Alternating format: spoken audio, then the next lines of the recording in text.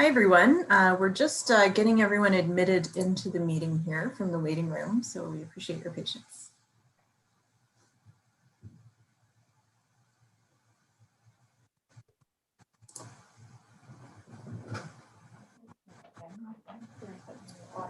Okay, it looks like everyone's admitted.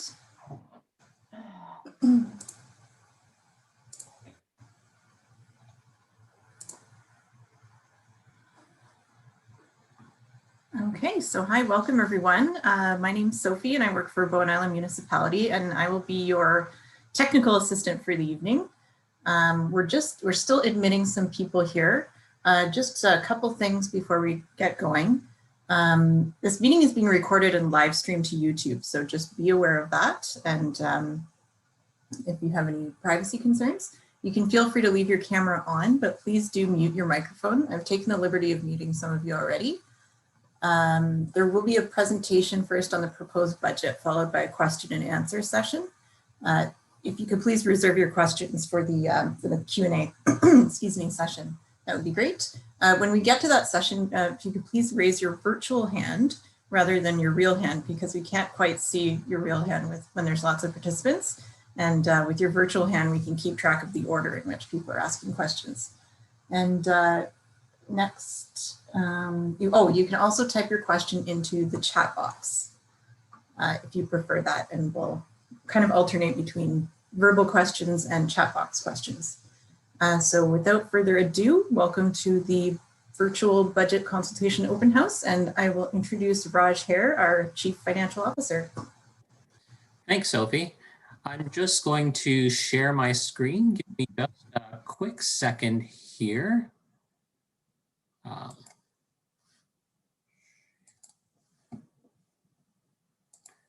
And so is everybody seeing first page of, or the title page to the budget information session here? Yes, I think so. Okay, well, welcome everyone, and thank you for joining us this evening to learn more about the 2021 proposed budget for Bowen Island Municipality. In this presentation, I'm going to walk through a high-level explanation of how the municipal budget works, the relationship between your property tax bill and the municipal budget, and the budget process before diving into the 2021 budget pressures and their impact on your property taxes. I will also go over the 5-year capital program for the general fund and conclude with a high-level discussion of the water system budgets that were reviewed in detail with the local area advisory committees. At the conclusion of the presentation, I'll be happy to address questions and comments. So grab your favorite beverage and your popcorn and sit back and enjoy the show for the next half hour. The municipal budget has 3 main components. We have the general fund, the water system funds, and the sewer utility fund. The general fund, which also funds the operating costs of the library, includes the operating budget and the capital budget. The water systems, there are 7 different water systems on Bowen, and each water system is operated as a standalone entity or separate fund. This means that the expenditures of each water system must be funded by the revenues generated within the water system. Each water system has both an operating budget and a capital budget. And the third component of the municipal budget is the Snug Cove sewer system, and it runs much the same way as the water systems, in that it's its own fund and has an operating and capital budget. The operating expenditures for the Snug Cove sewer fund are funded from the revenues of the sewer utility. So let's have a look at the difference between the operating budget and the capital budget. The operating budget is comprised of the day-to-day activities and expenditures of providing services to residents. It includes costs such as salaries and benefit costs, insurance, utilities, IT costs, and legal fees, just to mention a few. The operating budget also contains a provision for contributions to reserves, which are like savings accounts used to fund larger and less frequent expenditures. The operating budget contains an annual provision for a contribution to reserves, which are used to fund capital expenditures. The capital budget contains the larger expenditures, as I mentioned earlier, that are required to replace or renew existing assets and to acquire additional assets. And assets are used to provide services to the community. So as touched on earlier, capital expenditures are funded through, in addition to being funded through reserve accounts, they're also funded through available grants and essentially for larger scale projects, we may resort to long-term borrowing. Examples of typical capital expenditures include renewal of roads, replacement of culverts, replacement and renewal of IT equipment, vehicles, equipment, and maintenance, major maintenance and replacement of structures. So when you receive your property tax bill, approximately 51% of your tax bill will be titled as municipal property taxes. This is the portion of your tax bill that goes towards funding the operating budget. In addition, your tax bill includes a parcel tax for garbage and recycling, which represents about 13% of your property taxes. The remaining 36% of taxes collected by Bowen Island Municipality are collected on behalf of other taxing authorities as required by provincial legislation. The contract for garbage and recycling is fixed for the next 6 years, so you will not experience any increase in this parcel tax. What's important to note as we move forward and talk about the budget, when we're talking about the municipal tax levy and the tax levy increase, we're talking about the 51% portion of your tax bill. The municipality has no control over the other 36% that are collected on behalf of other taxing authorities that are listed in this slide. So the largest part of your municipal taxes and parcel tax go towards funding, putting money into reserves for capital renewal and replacement, general government expenditures, and waste and recycling. As you can see, those are represented by the gray, blue, and green right half of this donut chart. Other services paid for with municipal tax levy funds include maintenance of curbsides, roads, boulevards, ditches, and infrastructure, which is represented by the bright blue roads and infrastructure portion of this chart. Recreation and community programming and events, which is the lime green section of the donut. Protective and emergency services, which includes emergency planning services, fire prevention and protection, and bylaws enforcement, which is the light blue part of the graph here.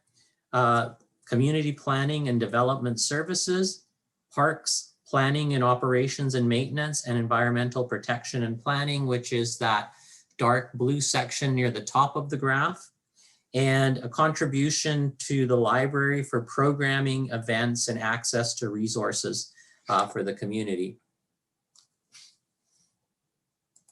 So now let's go into looking at how the budget process for 2021 has developed. So through September to December, with respect to the operating budget, each department has gone through their budget and identified what the anticipated cost of each budget line item will be for 2021. Staff looked at opportunities for savings and also looked to identify any additional non-taxation revenue opportunities that were out there. Staff also identified what additional resources would be required to provide the level of services expected. Departmental submissions were compiled and analyzed by the finance department, and subsequently meetings with the CAO, finance, and each individual department took place to discuss and prioritize the requests that were put forward. Now, with respect to the capital budget, required major maintenance, renewal and replacement of assets required over the next 5 years, and investments in new assets required were identified. The required capital expenditures for 2021 exceeded the available funding in reserves. So staff went through an exercise of prioritizing capital works by deferring replacement and renewal of some assets to outer years so that the capital budget would fall within the available resources to fund them. The prioritization took into consideration the risk of safety to residents and staff and the risk of failure of services to residents. The operating and capital budget information from the general fund was reviewed with the Finance Advisory Committee in November. Based on the information received, the Finance Advisory Committee made a number of recommendations to Council. The operating budgets for each of the water systems were reviewed with each of the water systems local area advisory committees. Each committee reviewed the proposed operating and capital budgets for 2021 and to 2025 and made recommendations to Council.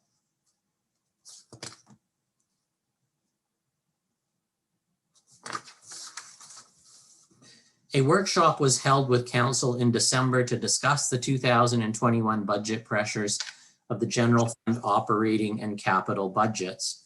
There were no decisions made at this workshop. The purpose of the workshop was to introduce the budget along with the process that had occurred to date and provide Council with context for the recommendations that they had received from the Finance Advisory Committee.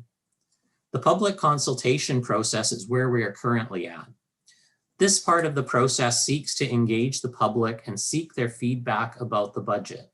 After the Council workshop that took place in December, about a week after, budget materials were posted on Citizen Lab, which is the municipality's communication platform for engaging with the community.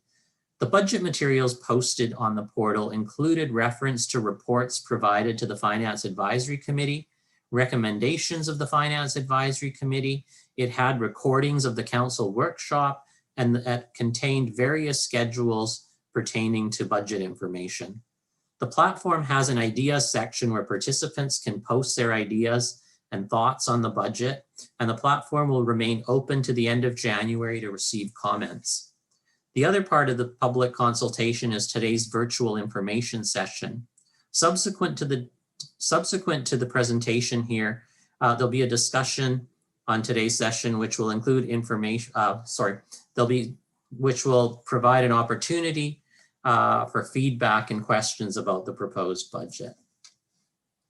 So now getting into the budget pressures, the cost pressures facing the municipality for 2021 have been summarized into 5 categories.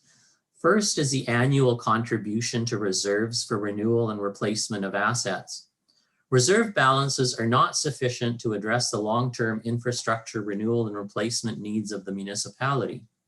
We have been deferring required maintenance of assets for many years and continue to defer in the absence of adequate funding. And what that does is it just results in a continued buildup of deferred maintenance that needs to be addressed. For the past 10 years, a 1.5% tax levy increase has been added to the tax levy each year to increase the annual amount of funding that we're putting into reserves. The level of contribution is still not sufficient, and the 2021 budget proposes to increase this contribution by $114,200 in 2021, which is equivalent to a 2% tax levy increase.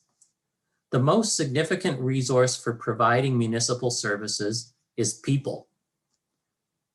The salaries and benefits, or COLA, which is a cost of living allowance, represents the inflationary adjustment for existing staff wages and salaries. It is important to note that in the previous budget year, 2020, no inflationary adjustment was made to staff salaries in an effort to reduce the tax levy impact to residents as much as possible as a measure to provide relief to pressures residents might be facing due to the COVID-19 pandemic.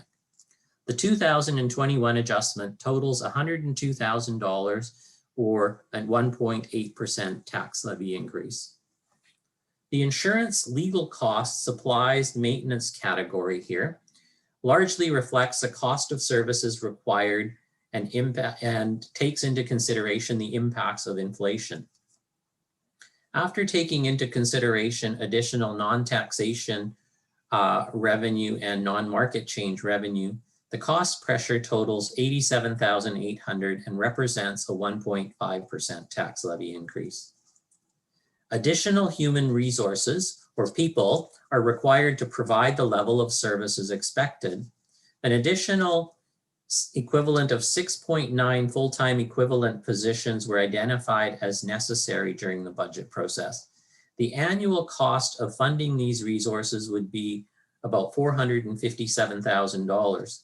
Details of why each of these positions are identified and seen as necessary are posted on the Citizen Lab platform in the budget materials there. So provision of these resources would require a tax levy increase of $457,400. Now, requests by council identified during strategic planning and throughout the year or in response to requests from citizen groups result in initiatives or projects which fall outside of the scope of funding provided in the operating budget. Put another way, there is no funding source available for these types of projects or initiatives. In the past, they've been funded by drawing down the accumulated surplus, which isn't generally the best practice. Establishment of a reserve and an annual contribution to that reserve is proposed in 2021. The combination of a $75,000 annual contribution and the operating projects that have been identified and put forward through council priorities identified in strategic planning earlier in this council term would require a tax levy contribution of about $113,600 this year. The sum of the prioritized needs identified by staff would require a tax levy increase of $875,000 to fund. This would result in an increase of $380 to the taxpayer of a property assessed at the average value of $1,222,000 for 2021. This would result in a significant increase in taxes in 2021. So recognizing that this tax levy increase may not be affordable for many residents, most of the required resources have been put on hold and a budget comprised of those needs that are absolutely critical in 2021 is being proposed. Changes or reductions from identified required resources to the proposed budget include a reduction in additional requested FTEs from the 6.9 FTEs costing $457,400, which were identified, to 0.7 FTE positions with a cost impact of $54,000. A reduction from the required $87,800 to $59,000 to meet inflationary cost pressures for insurance, legal costs, and supplies and maintenance budget provisions is included in the proposed budget. The 2021 contribution to a reserve to provide funding for operating projects has been reduced from the $113,600 identified to $50,000. The proposed budget would result in an increase of $379,000 to the annual tax levy. This would result in an increase of $164 per year to the taxpayer who owns a property at the 2021 average assessed value of $1,222,000. This would leave $496,000 of the needs identified not addressed in 2021. In other words, the proposed budget increase is $496,000 lower than what is required to provide the expected level of services. The average assessed value of a property in Bowen, as I'd mentioned earlier, increased from $1,086,700 rather in 2020 to $1,221,000 in or 12%, 12.4% to be exact. So what this slide is showing you is that in the absence of any tax levy increase, a property that was assessed at an average value of $1,086,700 and is now assessed at $1,221,000 in 2021 would pay the same amount of taxes in 2021 as they paid in 2022. Now I'm just going to repeat that line again. So in the absence of a tax levy increase, if your assessment goes up, theoretically, you will still pay the same amount of taxes in 2021 as you did in 2020. The tax levy increase to increase to raise the additional required revenue of $379,000 that I identified in the previous slide would result in a tax increase of $164 to a property assessed at the 2021 average value. As I mentioned earlier, the garbage parcel tax does not increase over last year and will remain fixed for the next 6 years. So that the bottom line is the overall increase from the 2020 to 2021 in the municipal property tax and parcel tax rate paid would be 5.3%.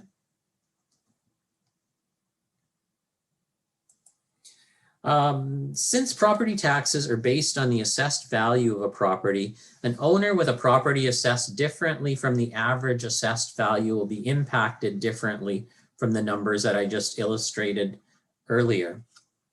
So, for example, if you have an assessed value, the proposed budget on an assessed value, on a home with an assessed value of $2.5 million would have an annual impact of $335 or $28 a month.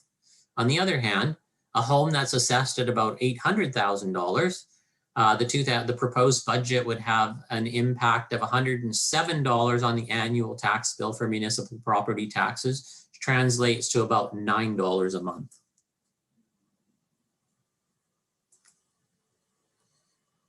So as mentioned, I'm going to now jump away from the operating budget pressures and talk about the capital program for the municipality's general fund.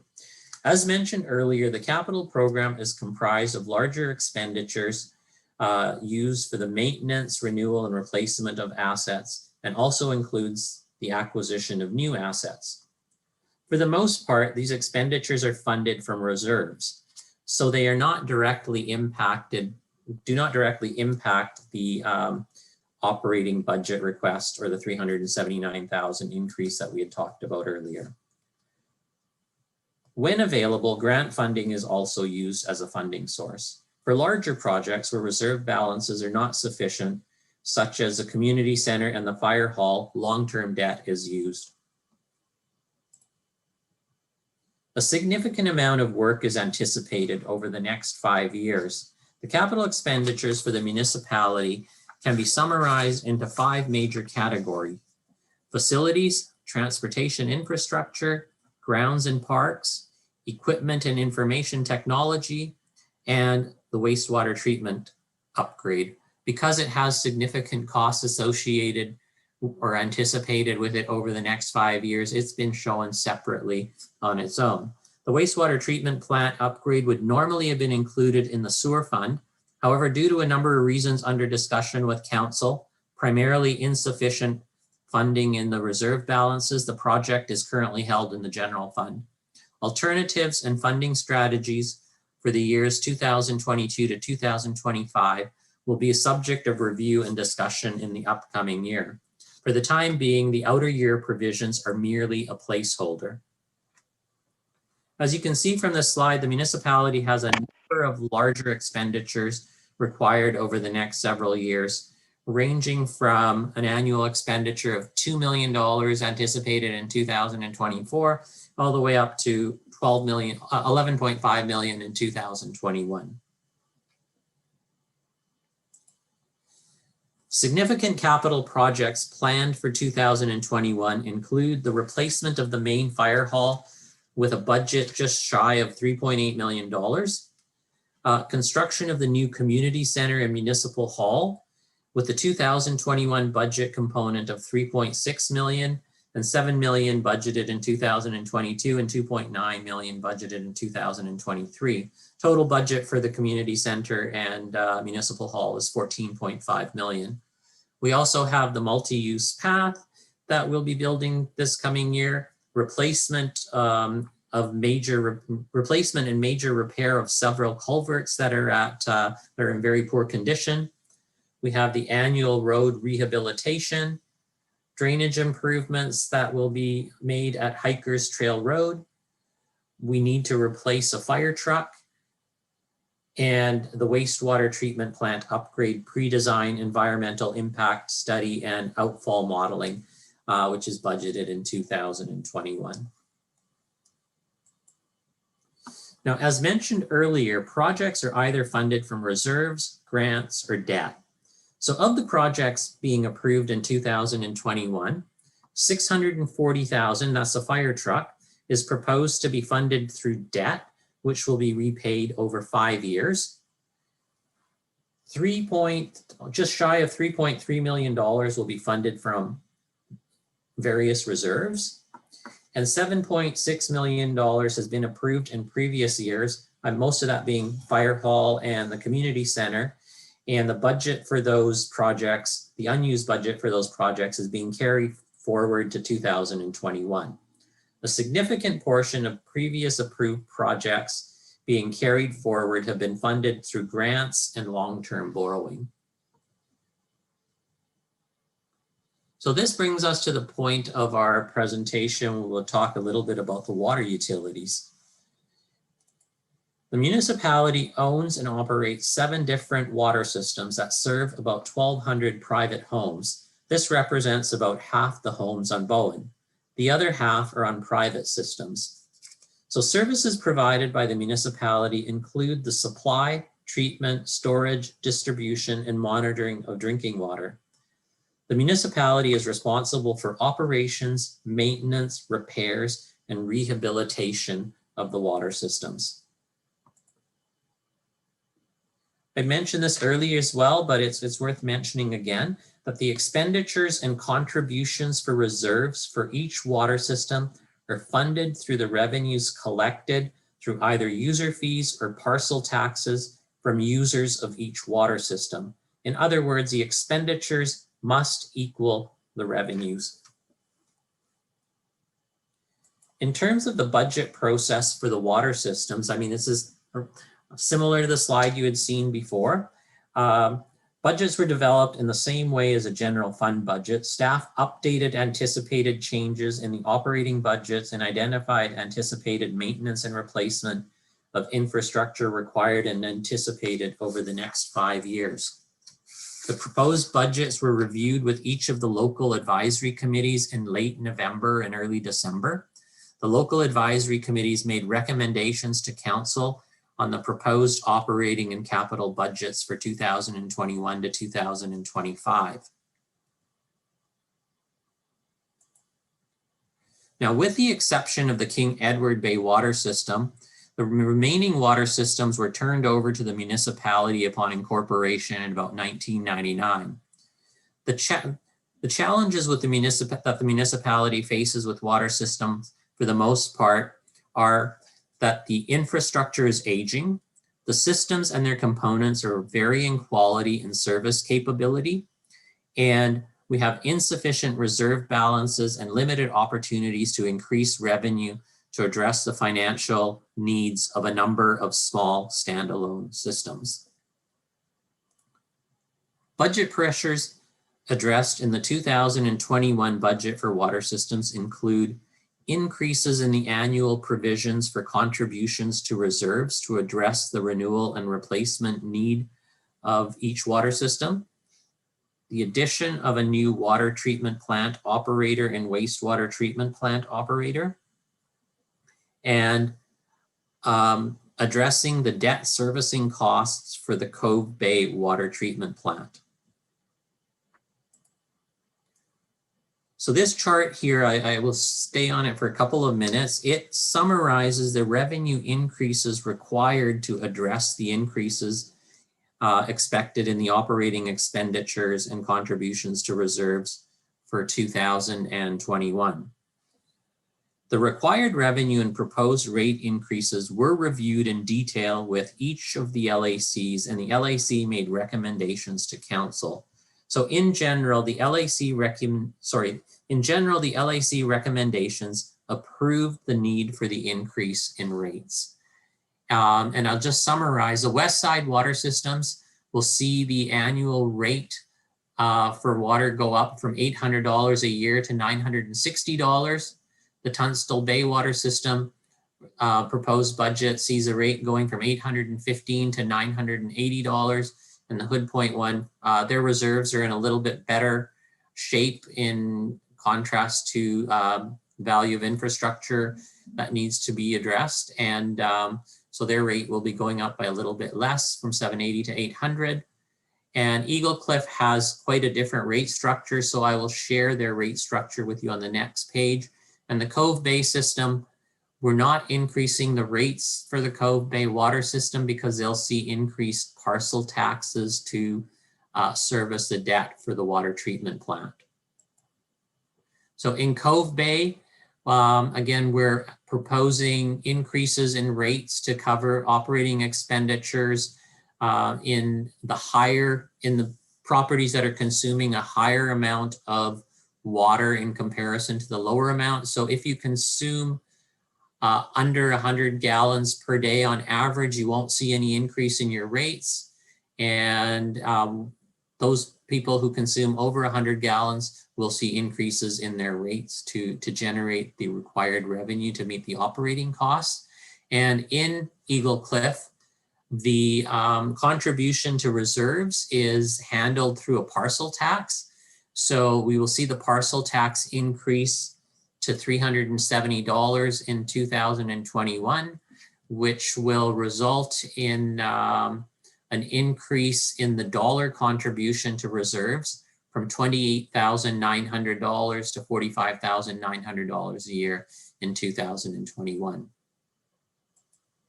In the Cove Bay system, the water treatment plant is slated for completion in the near future. And part of the funding required to complete the water treatment plant included borrowing from the Municipal Finance Authority of almost $2.7 million, which needs to be repaid over the next 30 years. So based on the current number of users in the Cove Bay system, this would translate into a parcel tax of $193 a year. And during the course of the project, we also required additional funding in order to be able to deliver on the water treatment plant, and council approved borrowing from general fund internal reserves. So we've borrowed just over $1 million, or just shy of $1.2 million rather, from the general fund. And that needs to be repaid back over the next 10 years. So based on it being paid by the Cove Bay users, that would translate into a parcel tax of $176 a year.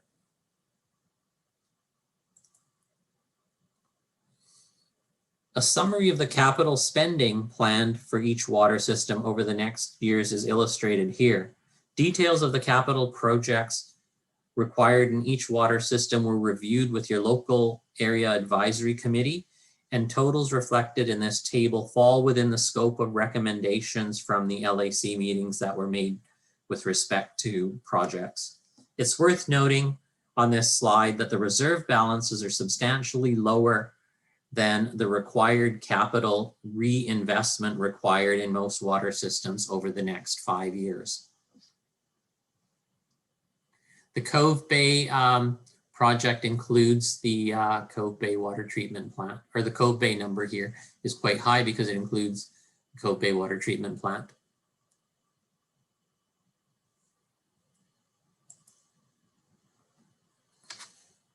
With development and growth that has taken place to date, the sewer system is near full capacity and constrained with how much further development it can accommodate. Furthermore, reserve balances of the sewer system are not sufficient to address the upgrades and expansion required. In most municipalities, funding through development cost charges is put aside for future expansion. This has not happened on Bowen. Bowen Island Municipality has only become aware of the capacity constraints I just spoke about in the past year. Staff is working on developing options and a funding strategy to address this challenge. The 2021 budget includes a budget provision for the pre-design environmental impact study and outfall modeling for the sewer system upgrades that are required, as I had spoken about earlier.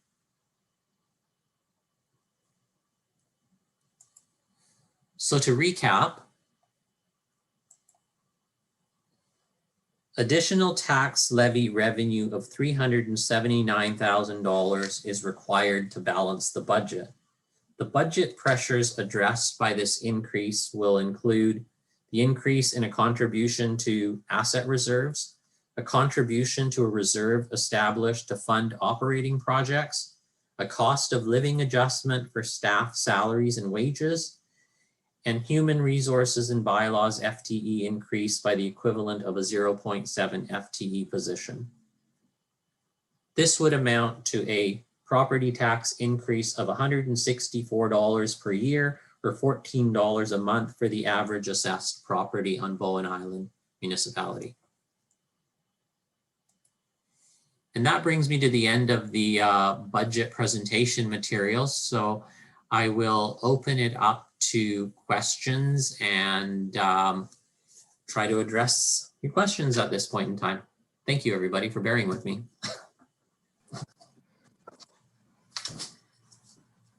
Thanks, Raj. If you wouldn't mind just stopping your share. Yeah, I'll just unshare that. Thanks. Okay, thanks again. So everyone, just a reminder for the Q&A session, if you could just please raise your virtual hand. So that's just so that we can keep track of the order of questions. Or if you like, you can type your question in the chat box and we'll alternate between those. We'll be compiling all of this feedback and providing it to council for their consideration. If we run out of time today, you can always submit your feedback on the Citizen Lab platform by entering a comment, or you can email us at budget@bimbc.ca. Okay. So our first question is from the chat box, and it says it's from Matthew, and it says, can you please shed some light on how BIM plans to spend its COVID recovery funding dollars from the province of BC? So with respect to the COVID funding that was received, we put that funding in a reserve fund, and we don't have any immediate plans on where it will be spent. It will be spent in response to COVID-related events approved by both council and in line with the provincial requirements or provincial guidelines on how to use those funds. I don't know, did you want to add anything to that, Liam? Yeah, the only thing that I'd add to that, Raj, is that we want to be sure that the funds are going to the best use for their intended purpose, while at the same time trying to minimize the impact on financial impacts on the community. And so with COVID continuing to unfold in uncertain ways, we want to make sure that we're not spending that money before we have clarity on our highest priorities. Thank you. Okay, Raj, next up we have 17450, which I can see is Kristen. You're just on mute, Kristen.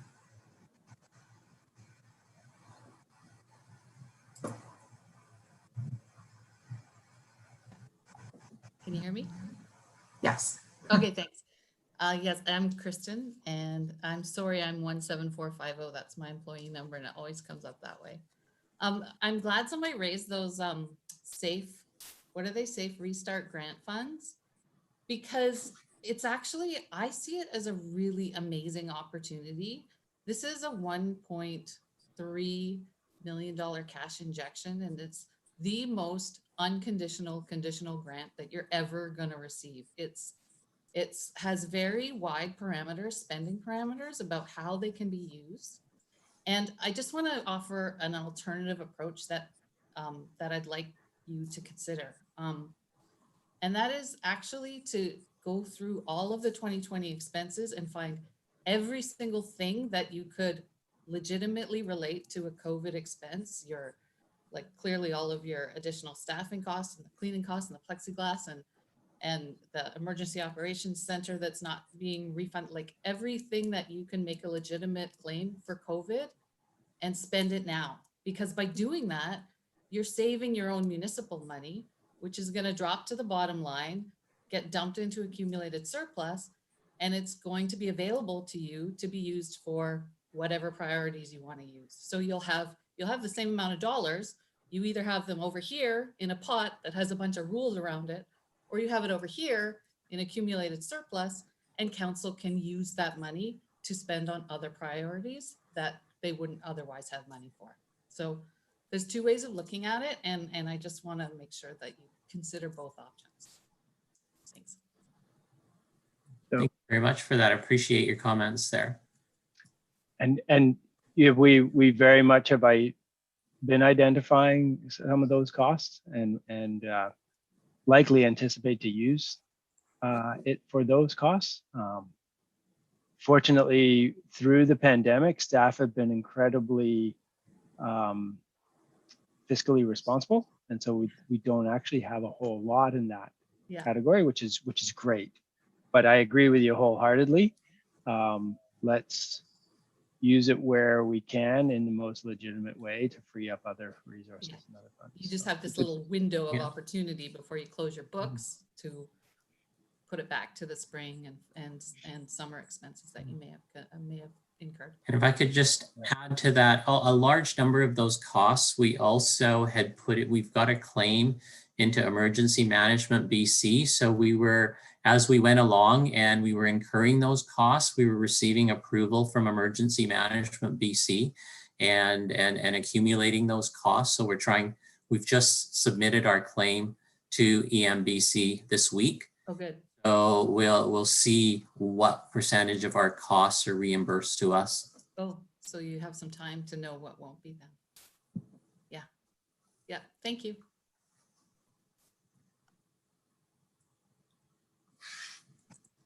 Thank you, Kristen. So I'm just looking in here. We have another question in the chat box, Raj. It says, it's from Mike, and it says, thanks for the presentation. We are new to Bowen, and we're wondering to what extent BIM has raised additional revenue from use of Bowen, including filming, hosting sports events, or other types of events. So we are always looking for new revenue opportunities and need to balance those with costs to the community and impacts to the community. Filming revenues, for example, is an item that has been raised and discussed, and the opportunity from filming revenues. When I worked in West Vancouver and North Vancouver, a significant amount of revenue was generated through filming. However, the impacts on the community were quite different. When you're filming, for example, a large production over there, people still have access and can move around. Whereas if you were going to be filming a large production on Bowen Island, it would have impact on transportation on and off it would impact residents getting on and off the island. And so things like that have to be taken into consideration. So, I mean, we haven't had an injection of any large non-taxation revenue in recent time. However, we are always looking for new revenue opportunities as they arise. We're very limited in those opportunities due to our geographical location and where we are in comparison to other municipalities as well.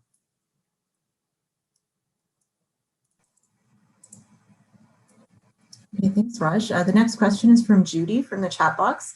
It says, up on the COVID-related funding from the province, does the intended purpose cover any of the extra expenses referred to in the proposed budget? If I can interrupt, I think that was covered in your answer to Kirsten. Thank you. Okay. Okay, next question is from John. The water system of $160 per year for most systems is the same as the proposed increase of general taxes. This seems odd considering the exposure of future costs for, say, the Bowen Bay water system versus the cuts that are holding back the general costs of BIM. Bowen Bay LAC had supported an $80 increase versus $160 proposed now. Does it make sense to support a water system increase of 20% to add a small amount to reserves when the money may have more impact when used for general municipal costs? So the recommendation for rates in the water systems is entirely separate from the recommendation that was made for the general fund. And what I would say, John, is that the recommendation from the LAC for the rate increase will be forwarded to council. As I mentioned in the presentation, in the water systems, the reserve balances are extremely light, especially in Bowen Bay, in contrast to the renewal and replacement of infrastructure that's required in the upcoming year. So the 20% increase in Bowen Bay will go entirely into your reserves or saving account for addressing long-term infrastructure needs, and essentially is consistent with the increases that are proposed and were endorsed by the other West Side Water System LACs.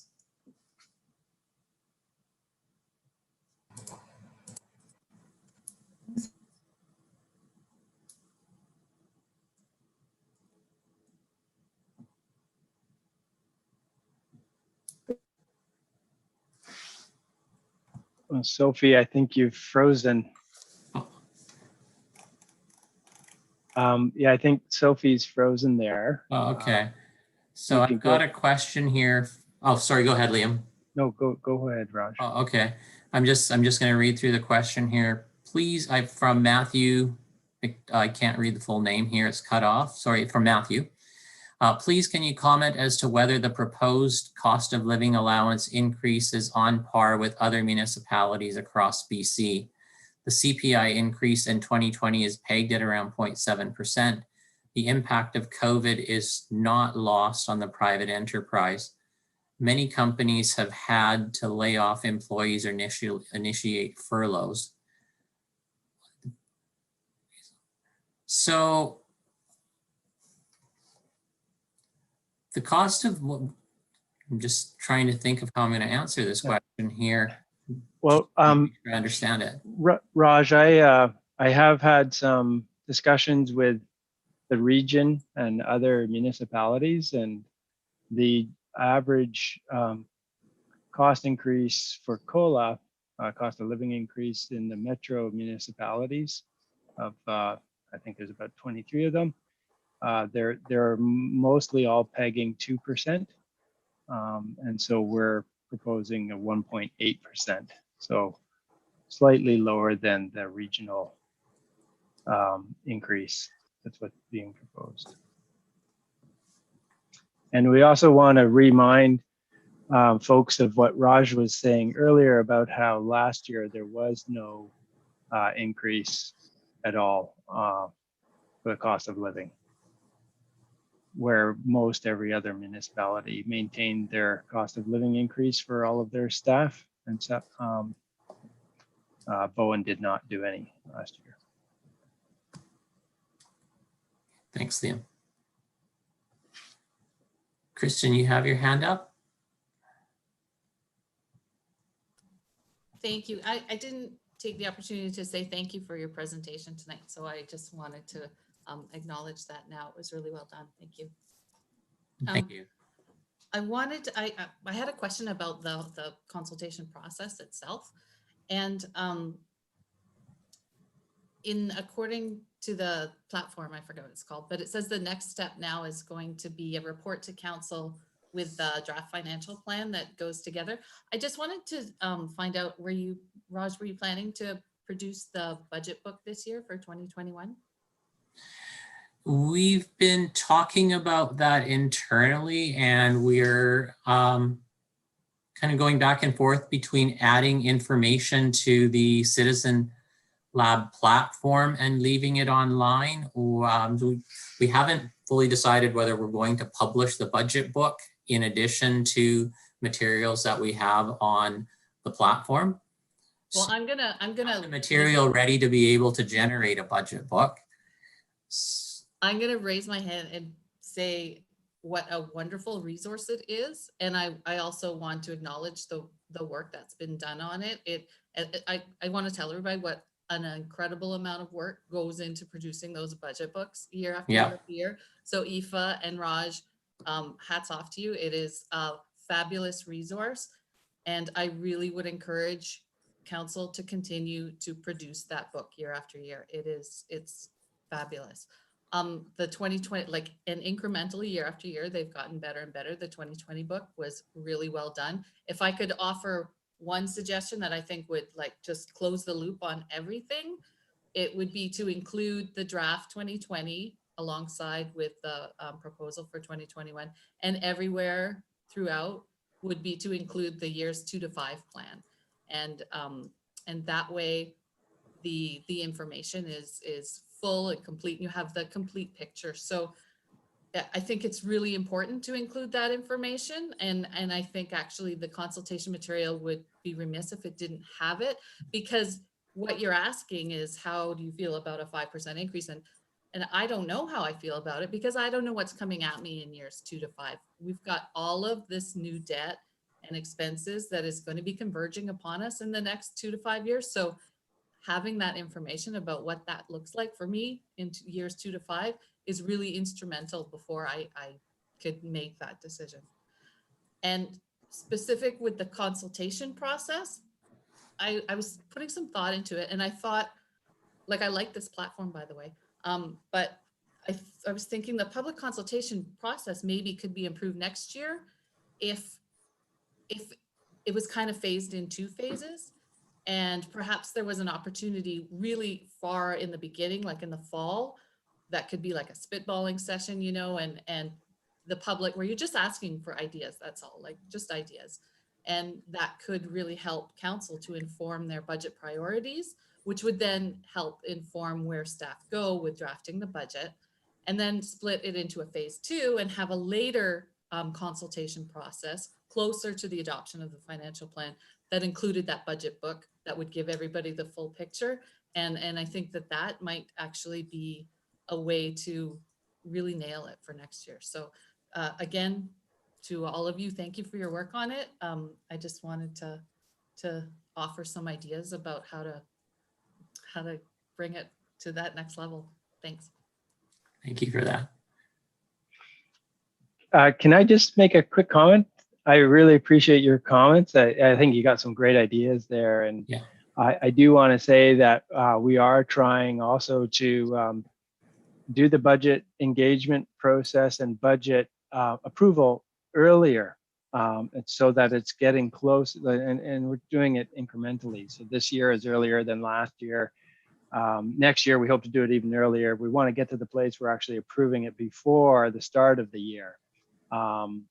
And so that staff can actually get going on their projects, because we've got RFPs that we want to let, tenders that we want to award, but we can't do it until we have budget approval. Yeah. So that's a definite goal of ours. And this year we did do a committee of the whole budget discussion in December. Yeah. To try to get that discussion rolling. But I really like your ideas and your comments there, and thank you for that. Yeah, thanks. Yeah. Sure, I appreciate that. Thank you.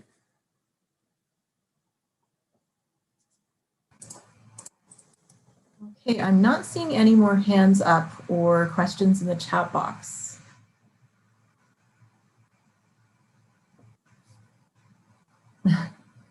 Kristen? Well, I want to give other people the opportunity to speak, but if nobody wants to speak, then I'll speak. I want to speak about the statutory reserve funds. So municipalities go different ways about whether they maintain lots of statutory reserves or they kind of consolidate into lots of funds. And I think historically Bowen has maintained several statutory reserve funds. And I've noticed a trend in the past couple of years where we're moving towards more of a consolidation of the capital reserves. And I want to encourage council to reconsider that approach, to be honest. I think that I acknowledge that maintaining fewer reserves makes the bookkeeping a heck of a lot easier for staff. It really is, it's a lot of work to allocate interest and maintain different statutory reserves. But I do think it has some negative consequences that council should consider before sort of agreeing to roll up those statutory reserves. I know it's a bit clunky. It's kind of like the shoebox method of accounting, but there's a whole lot of municipalities that continue to do it, and it's for good reason. So there's 3 reasons that I'm going to raise that I think they should be kept. And first of all, obviously, they allow for more clear and transparent accounting. They break out the contributions and they break out the expenditures into smaller pieces so that it's easier for the readers of the financial statements to really understand what council's investing in and what they're spending their money on. So if you think of it that way, what it is it's another tool for council to signal to the public how they're financially supporting their strategic priorities. So by keeping them separate, you send that message to people, oh, you know, we're really investing in parks this year, or we're really investing in our municipal infrastructure this year, whatever. But it's just an added tool that's really easy to find because it's a separate schedule in your annual report. It links right to your strategic plan and it's part of the financial statements. To me, in my view, actually, the statutory reserve continuity schedule is the single most important document in the financial statement package. That's the one document that I go to look at to really get a sense of the health of a municipality. So that's my first reason that I really think council should maintain those separate statutory reserves. The second reason I think it's really important to maintain, you know, the parks reserve, the recreation reserve, the roads reserve, all of those ones that you've historically had.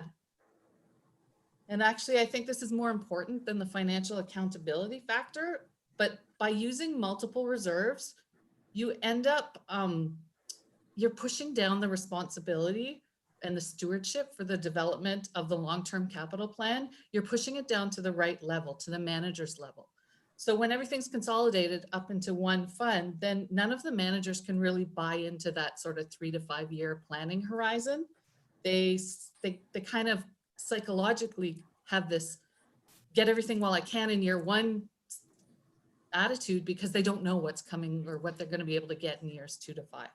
So you've got Aaron who's going to be competing with Patrick for the same dollars all the time. So when they are able to kind of maintain their own little fund to themselves, they can better make a longer term capital investment plan and you'll get better spending and better use of those dollars.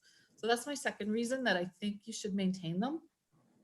And my third reason, it supports the capital asset management plan. You know, like Raj, there's a reason it's not done still after all this time, right? Like it's a big, hard, complex piece of work to get through. And it doesn't all have to be really hard and complex. Like we can chunk little pieces of it off and you could do an equipment maintenance plan and you could do a fleet maintenance plan and you could, you could do smaller ones. And if you have them that are then supported by the departmental kind of focused reserves, then one manager's not waiting for another manager to get their work done on the capital asset management plan. And you can make some real easy wins. You can make some real progress towards getting it complete.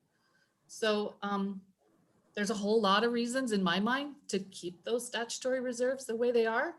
And one reason to roll them up, which is to improve the bookkeeping. And I guess those are priorities that need to be weighed and decisions that need to be made. But in my view, I think they should be kept. So thank you. Thank you.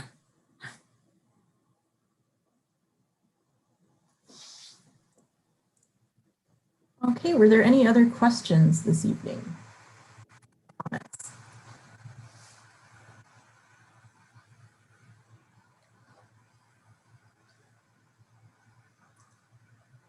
I don't see any in the chat box either. Oh, I see a hand up there.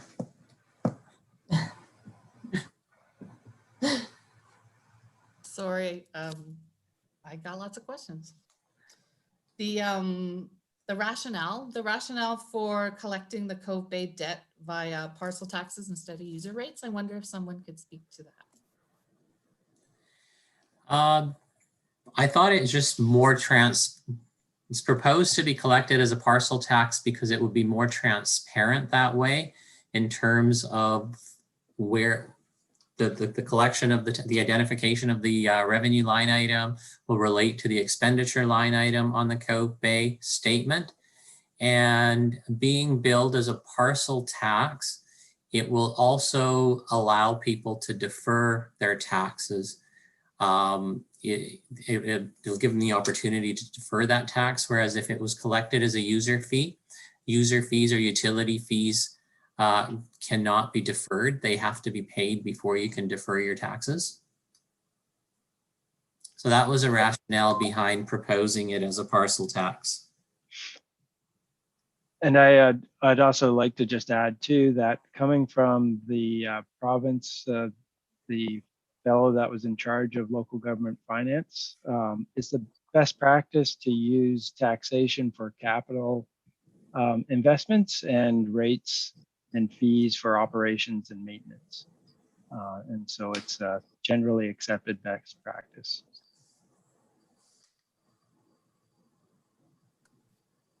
Not to say that it has to be done that way. Oh, no. Sorry. It's a combination of equitable assignment of cost versus best practice. I'm going to think about that one for a bit, and you'll probably get a letter or something from me on it. But yeah, I just wanted to understand a little bit about why the parcel tax method was being chosen. I would definitely agree in other water systems in Tunstall Bay, in Eagle Cliff, where they're just house upon house upon house upon house, and it's one, one property. I think matching a parcel tax to a house is a really good way to allocate costs. I think where you have diversity like Cove Bay, and you've got multifamily housing, and you've got businesses, and you've got all those different kinds of structures that not only use more, so like should pay more versus like through water rates based on consumption, but also actually because they're there, actually factored into and drove some of the capital costs of the project up, because the very fact that that property was there and had that many bedrooms in it, we required bigger sized infrastructure kind of thing. So I do agree with your argument, or sorry, I do agree with your point that it's best practice, but in those areas where you have such different types of buildings, I just don't think it matches. I just don't think it's a good match of matching the demand to the one property. So I'm going to think a bit more about that. Thanks.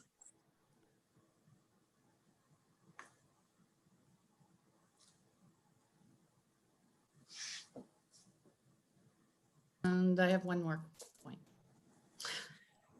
Sure. This is about the $400,000 contribution to sewer from general. Is it a loan or is it a gift?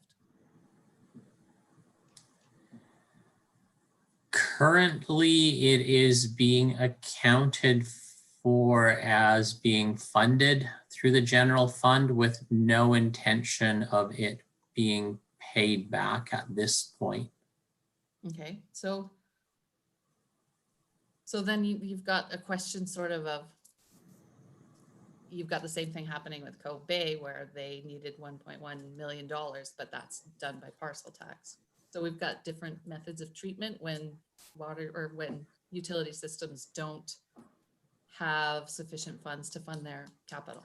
So the council decision, I just wanted to raise it. I did read the urban systems report, and it is very clear in that report that it is development that's driving this need for added investment in the sewer. So will you be doing a latecomers agreement then to try and recoup some of that money to put back into the general fund? Something we'll need to discuss amongst ourselves and with council. But we haven't considered that yet.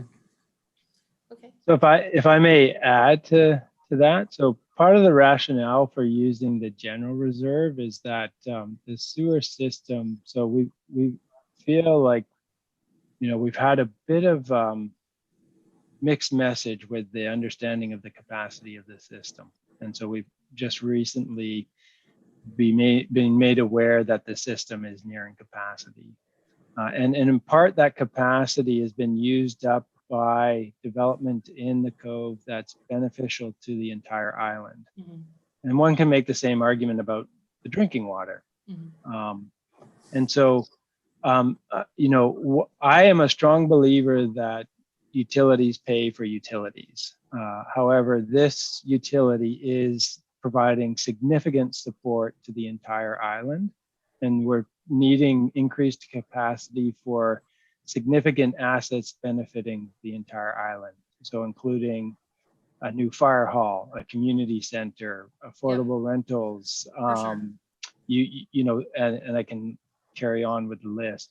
So that is, to me, a reasonable source of funds to support the project when the sewer reserves were inadequate. It's not the best way we would like to do it, but it is really the best option that we have available to us. I totally get that. I get that sometimes there are needs that benefit the entire island that are being driven by the one utility. And you actually nailed my point exactly, which was, I do believe that the exact same argument can be made for Cove Bay Water Treatment Plant. I mean, when that grant was awarded in March of 2017, that project was shovel ready. It had a piece of land, it had grant funding, it had a design, it was ready to go. And it was decided to delay that project for almost 3 years and wait for the rezoning to happen, because that was of benefit to the entire island. And that, between the delay and the difference, the costs to deal with the substandard soils on the piece of land that has now been constructed, that ended up adding significant additional cost to that project. And, you know, I would say that the same argument could be made for Cove Bay Water Treatment Plant. And it's only the Cove Bay users who are being asked to repay the additional 1.175 million. And I would just recognize that it's not being treated the same. And also, like, where does it end? If, you know, seeing what the long-term costs on the sewer treatment plant are, like, we got to ask that question. Where's it going to end? So, right. And that's why we're doing this study, to better understand the implications and the options available to us. And we will seek funding for the sewer project. The likelihood of funding is low because it was funded 10 years ago. There was a municipal contribution at that time too. Sure. Yeah, there usually always is. Yeah. And so, you know, again, it's not our preference, but it is a reasonable approach, and it's really, I think, our best option that we have before us. And we're going to have a number of conversations about Snug Cove Sewer this year, about what do we do, what's the best approach forward. You know, we can take a phased approach. There'll be multiple options available to us, but yeah, financing it is in an equitable way is critical. And so we didn't take the move to the general fund lightly. That's not I'll just leave it at that. Okay. Yeah. Thank you.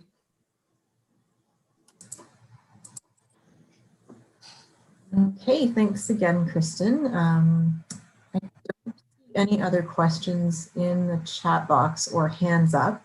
So if that's all for this evening,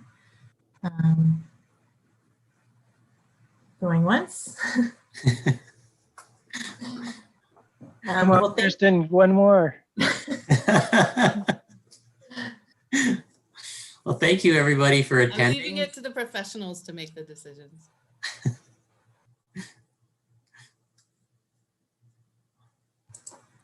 Okay, well, thank you so much, everyone, for joining with your great questions and feedback. There's still an opportunity to provide feedback on the Citizen Lab platform until the end of January.